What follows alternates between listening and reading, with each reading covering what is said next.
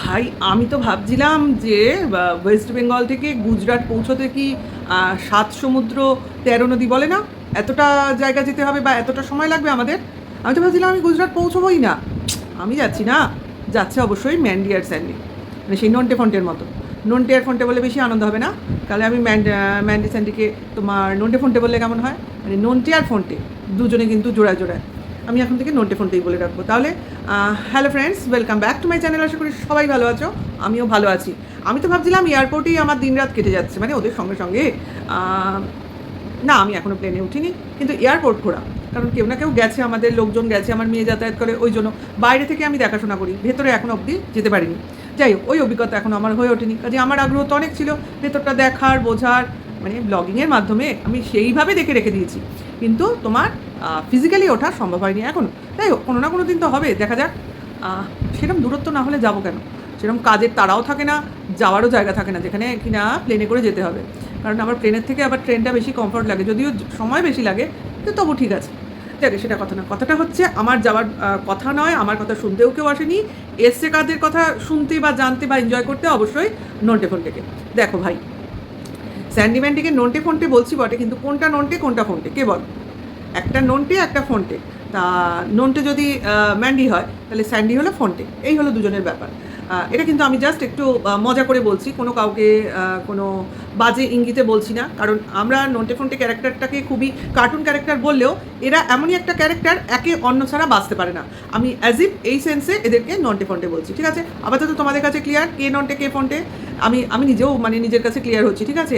ম্যান্ডিকে আমি নন্টে বলছি, মানে যেহেতু আমি ম্যান্ডি স্যান্ডি বলি, তাহলে নন্টে আর ফন্টে, এবার তোমরা বুঝে নাও। তাহলে অবশ্য করেই নন্টের ব্লগিং ভাই ভালো করছে, ভালো করছে, ব্লগিং ভালো করছে, কিন্তু আমি তো ভাবছিলাম ডেস্টিনেশনে কখন যাব কখন যাব। হ্যাঁ, গুজরাট আমার ঘোরা নেই, রাজস্থান আমার ঘোরা, কিন্তু ওরা তো পাশাপাশি। সুরাট গেছে না, সুরাটটা হবে বম্বের কাছাকাছি, তাই ওই জায়গাটা আরেকটু দূরে, আরব সাগরের পার বলে কথা, সেটা তো কথাই। কিন্তু একটা দুঃখের বিষয় যেটা আজকের ব্লগিংয়ে আমার লাগলো, সেটা হলো গেল এত দূর, কিন্তু জায়গাটা একটু এক্সপ্লোর করলো না। হাতে সময় ছিল, কিন্তু ঘুরে দেখতে পারলো না, কারণ অনেকটা সময় ওরা বাঁচিয়েছে, সেটা বুঝতে পারলাম। যাই হোক, অবশ্য করেই যেহেতু আমি ওদের ব্লগিংটা করছি, লাস্ট ব্লগিং করেছি হচ্ছে আমি ওদের সেই বাড়ি থেকে বেরোবার আগে, মানে সেই রাত 12টায় যে ব্লগিংটা শেষ হয়ে গেছিলো, মেয়ে আসতে চাইছিল না, মেয়ে ওদের ছাড়তে চাইছিল না, সেই ব্লগিংটা। এরপরের যে ইনসিডেন্টগুলো, সেগুলো আমি আজকে তোমাদের সঙ্গে একটু শেয়ার করবো। জাস্ট যেমন আসার দিন মেয়ে তার শ্বশুরবাড়িতে থাকতে রাজি হলো না, অতএব তার জায়ের বাড়ি, ওদের জ্যাঠতো তো খুঁড়তো তো সব আত্মীয় স্বজন পাশে থাকে না, সেই জায়ের একটা মেয়ে আছে, সেই বাড়িতেই মনে হয় মেয়েকে রেখে এসছে। যাই হোক, এরা ওদের আত্মীয় স্বজন, পাড়ার লোকজন না, নিজের লোকেদের মধ্যে রাখা। যাই হোক, দাদু ঠাকুমার কাছে না থেকে অন্য আত্মীয়ের বাড়িতে রাতে রইল, সারাটা দিন হয়তো বা নিজের বাড়িতেও যাবে বা দাদুর বাড়িতেও যাবে, মানে ঘুরে ফিরে থাকবে মেয়েটাকে, অর্থাৎ নিজের লোকের মধ্যেই রয়েছে। কিন্তু যেটা খারাপ লাগলো সেটা হচ্ছে বাড়ির কুকুরটা, মানে ওকে একটা রুমে পাখা চালিয়ে রেখে দিয়ে আসলো, এসিটা বন্ধ করে, কিন্তু ঘরটা তো গরম হয়ে যাবে, ঘরের মধ্যে কুকুরটা থাকবে, বাড়িতে লোক নেই, ও বুঝতে পারছে, বেরিয়ে যাচ্ছে, চিৎকার করছে, খুব খারাপ লাগছিল। এইসব ক্ষেত্রে কুকুরের সঙ্গে কাউকে যদি রেখে আসতো তাহলে বেটার লাগতো, অথবা কুকুরটাকে অন্য কোনো জায়গায় দিয়ে আসতো, তাহলে বেটার লাগতো। কেন শ্বশুরবাড়িতে রাখা যেত না কুকুরটাকে? আমার না জানা নেই এই ব্যাপারগুলো, কেন এরা এইভাবে জিনিসগুলো দেখায়। কারণ একটা বাড়িতে আমি পোষ্য পুষবো, তার সঠিক ব্যবস্থা করবো না, তা কি হয়? এই যে তোমার মেয়ে, নিজের মেয়ে তো, তাকে তো বাড়িতে একা রেখে আসলো না, সেও তো একটা অবোধ শিশু। এই যেরকম পোষ্যটা অবোধ একটা শিশুর মতোই, সেরকম তো তার মেয়েও। যে তার মেয়েকে যখন কারোর কাছে দেখভাল করার জন্য রেখে আসতে পারলে, তাহলে কেন এই একটা অবোধ জানোয়ার, যে কিনা কি বলবো, বোঝে না, অবুঝ, তাকে কেন এইরকম টর্চার? তারও তো একটা মন মানসিকতা বলে ব্যাপার আছে, এই জিনিসগুলো কি ওদের মনে হয় না? যাই হোক, আমি জানি না কী করে এরা পারে। আজকে আমার বাড়িতে পোষ্য নেই এই সময়, কিন্তু একটা সময় তো ছিল, মানে আমার বাপের বাড়ির কথা বলছি, শ্বশুরবাড়িতে আমার এখানকার লোক পছন্দ করে না, কাজে ওটা আমার করা সম্ভব না, অনেকের বাড়িতে সম্ভব হয় না, বুঝেছো? আর আমার নিজের বাড়ি, মানে নিজের পুরো তো জায়গা নয়, সবাই মিলে থাকা। তা বাপের বাড়িতে তো আমাদের ছিল পোষ্য, মানে আমার বিয়ের আগের কথা বলছি।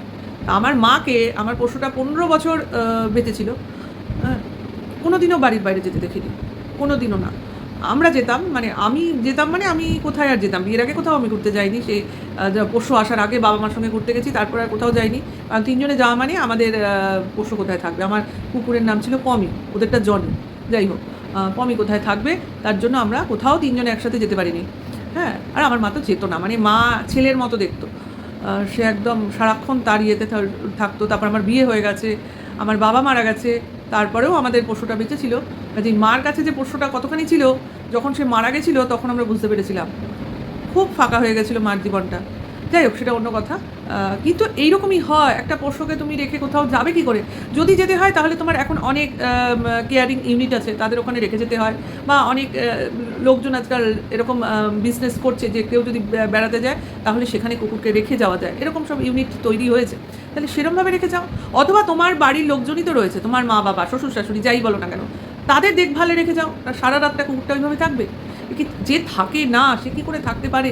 অবশ্য কুকুরটাকে এইভাবেই ওরা অবহেলার সঙ্গেই মানে এই তো আমি ওদের ফলো করছি মনে করো 1 বছর ধরে আমি এরকমই দেখছি। যাই হোক, কুকুর মানে মানুষের মেয়ের একটা মানসিক অসুবিধা হচ্ছে সেটাও চিন্তা করে, একটা কুকুরের কিন্তু একটা মন মানসিকতা বলে ব্যাপার থাকে, তাদেরও কিন্তু একটা হেলথ প্রবলেম হয়, সেইগুলো ওদের মাথায় আসে না। জানো, আর তো তাকে নিয়ে এত ভাবনা চিন্তার কী আছে? যাই হোক, এটা হচ্ছে যাদের আছে বা যারা সেইভাবে কুকুরকে দেখে, যাকে কুকুর না ভেবে বাড়ির সদস্য মনে করে, তারাই জিনিসটা ফিল করবে।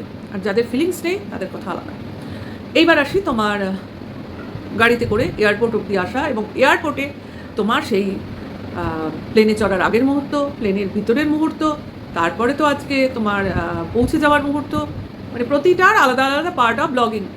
আচ্ছা, যেটা না বললেই নয়, এয়ারপোর্টে 300 টাকার চা আর 100 টাকার বিস্কুট। ভাই, আমি খেতামই না, কারণ এই যে চা খাওয়া না টাকা খাওয়া, এক্স্যাক্টলি এটাই হলো ব্যাপার। এটা নেওয়া যায় না। যাই হোক, ইউটিউবের পয়সায় খাচ্ছে, অর্থাৎ ইনকামের পয়সায় খাচ্ছে, রেভিনিউয়ের পয়সায় খাচ্ছে, ভিউয়ার্সের দেওয়া পয়সায় খাচ্ছে। কাজেই তারা দিচ্ছে বলেও খেতে পাচ্ছে, মানে অফুরন্ত। মানে যেটা দিলে মানুষ 300 টাকার চিন্তা করে না, সেই পরিমাণ টাকাটা ইনকাম করছে, তবেই ও খেতে পারছে। তবে আমার মনে হয় এইরকমভাবে খাওয়াটা আমার কোনো দিনই সম্ভব হবে না, সে হাতে 1000 টাকা থাকুক না কেন। খাবো না, দরকার হয়, অত চাই নেশাও আমার নেই, তার জন্য বলতে পারছি হয়তো। যাই হোক, কথা নয় সেটা। তবে আজকে দেখলাম যে সুরাটের এয়ারপোর্টে চায়ের দাম অনেক কম। তাহলে এখানে প্রশ্নই আসতে পারে, ওটাও এয়ারপোর্ট এটাও এয়ারপোর্ট, তাহলে চায়ের দামে এরকম হেলেন এবং ডিফারেন্স কেন? এটা ইন্টারন্যাশনাল এয়ারপোর্ট বলে বোধহয় সম্ভবত প্রাইসটা বেশি, কিন্তু এখানে তো ডোমেস্টিক ইন্টারন্যাশনাল দুটো আলাদা ডিপার্টমেন্ট, তাও কেন বেশি এটা আমার ধারণার বাইরে। যাই হোক, এবার আসি তোমার ওদের ওয়েটিং। তা ওয়েটিং লজ মানে লাউঞ্জে তো বসে আছে এবং সেখানে ব্লগিং চালাচ্ছে। অনেকক্ষণ আগে চলে এসছে, কাজেই বসে থাকাটা খুবই বোরিং।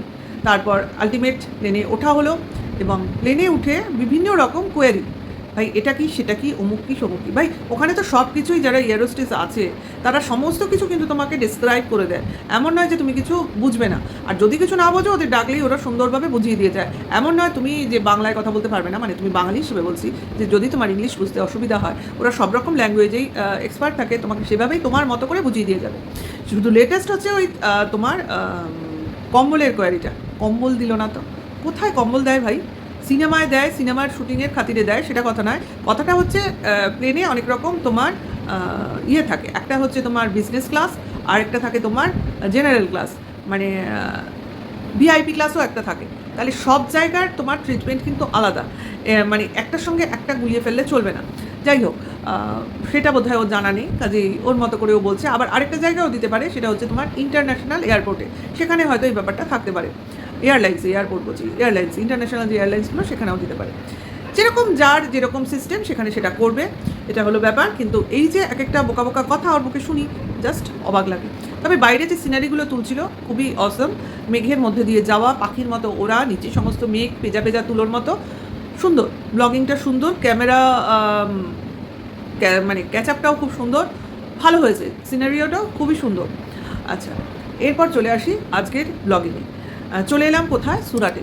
কি বললাম, কোথাকার এইভাবে ব্লগিংয়ের টাইটেল দিতে হবে। এক ছোট্ট শহর রানাঘাট থেকে গুজরাটে এলো ম্যান্ডি। গুজরাটে এলো ম্যান্ডি, ঠিক আছে। আচ্ছা, ছোট্ট শহর রানাঘাট কেন? গুজরাটেও আসেনি, এসছে তো অবভিয়াসলি এসছে সুরাটে।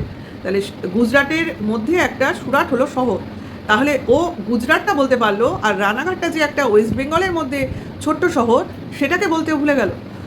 রানাঘাটটাকে যদি তুমি বলো তাহলে তোমার সুরাট বলা উচিত ছিল, সেখানে রানাঘাটটাকে মোটেও ছোট্ট শহর হিসেবে মেনশন করার কথা ছিল না। আর যদি এখানে তুমি গুজরাটই বললে, তাহলে ওখানে কেন ওয়েস্ট বেঙ্গল বললে না? তুমি ডিস্ট্রিক্ট আর ইয়ের মধ্যে খেললে তো হবে না, তোমার স্টেটের মধ্যে। এই জিনিসগুলোর মধ্যে বোধহয় ওর মানে গুলিয়ে গেছে বা জানা নেই। কথাটা হয়ে গেছে আসলে কোন অজপাড়াগা থেকে আমি কোথায় এসে পড়লাম। আমরা বুঝতে পেরেছি কথা বলার ধরনটা কি। মানুষ এরকমই আসে, এর আগে তো রিয়াঙ্কাও এসে ঘুরে গেছে, ওর মধ্যেও এত আতিকেল্লাম আমি দেখিনি।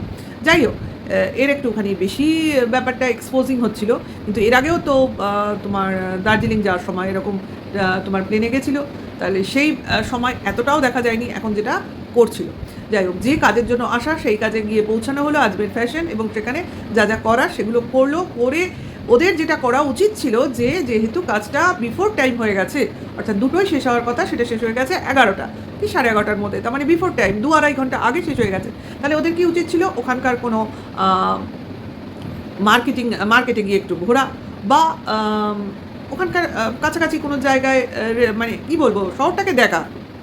সেই যখন কষ্ট করে, তাহলে সেই জায়গাটা অন্তত 2-2.5 ঘন্টা যখন হাতে সময় আছে, সেখানে সেই জায়গাটা আমার দেখতেই পারতাম। যেহেতু দুটোই কাজ করার ছিল, সেখানে 11টা 11:30 শেষ হয়ে গেছে, তাহলে আমার 4:30টায় প্লেন, মানে আমার হাতে রয়েছে প্রায় 3 থেকে 4 ঘন্টা। ইজিলি আমি ওই জায়গাটা সুন্দর করে ঘুরতে, মার্কেটিং করতে পারতাম, কিন্তু এরা কোনোটাই করলো না, প্লাস উল্টে এয়ারপোর্টে এসে বসে থাকলো। এটাই হলো। আর ওখানে খাবার দাবার খেলো, আর এখানে খাবার দাবার মনে হলো দমদমের তুলনায় অনেক বেশি, ওর তুলনায় সস্তা, নট বাইরের তুলনায়, সে তো হবেই, এয়ারপোর্টের ভেতরের দাম বাইরের থেকে একটু এক্সপেন্সিভ হয়, একটু বেশি এক্সপেন্সিভ হয়, কারণ ওখানে তো যারা প্লেনে যায় তারাই খাবে না, নর্মাল লোকজন তো আর ওখানে ঢুকবে না। কাজেই যারা অত টাকা দিয়ে টিকিট কেটে প্লেনে উঠবে তাদের কাছে ওই টাকাটা সেরকম কোনো মানে বদার করে না, খেতেই পারে তারা, ওটা কোনো ব্যাপার না, তাই না? বললোই তো যাওয়া আসা নিয়ে কত 30,000 প্লেনের ফেয়ার, 30,000 যাওয়া আসা নিয়ে, তার মানে 7,500 করে টিকিট ফেয়ার লেগেছে। কে জানি বাবা এত কম। সেই ব্লগিংয়ের শেষে একটা খোঁচা মারতে ম্যান্ডি কিন্তু কোনোভাবেই ভুললো না। কি বলো তো, একটা কোনো বাচ্চা ওরা খাচ্ছিল যখন, সামনে সিটে বসেছিল, মানে লাউঞ্জে বসেছিল, মা তার মোবাইল নিয়ে, একটা তার খুবই ছোটো বাচ্চা আর একটা মোবাইল নিয়ে খেলছিল। মানে ক্রিয়েটারদের ঠুকতে একটু হলেও ছাড়ে না ম্যান্ডি। দেখেছো বললো, অত ছোট বাচ্চাকে মোবাইল দিল, এ তো আমার মেয়ের থেকেও অনেক ছোট, আর মা বসে বসে মোবাইল দেখছে, কী করে ছাড়লো? আরে যা বয়স বাচ্চাটার, ওকে মোবাইল কিনে দেয়নি, ওকে হয়তো ওর মা ওর মোবাইলটা দিয়ে রেখেছে সময়টা কাটানোর জন্য, আর তুই তোর মেয়েকে তার 6 বছরের জন্মদিনে একটা মোবাইল কিনে উপহার দিয়েছিস, বার্থডে গিফট। এটাকে আমরা বলেছি।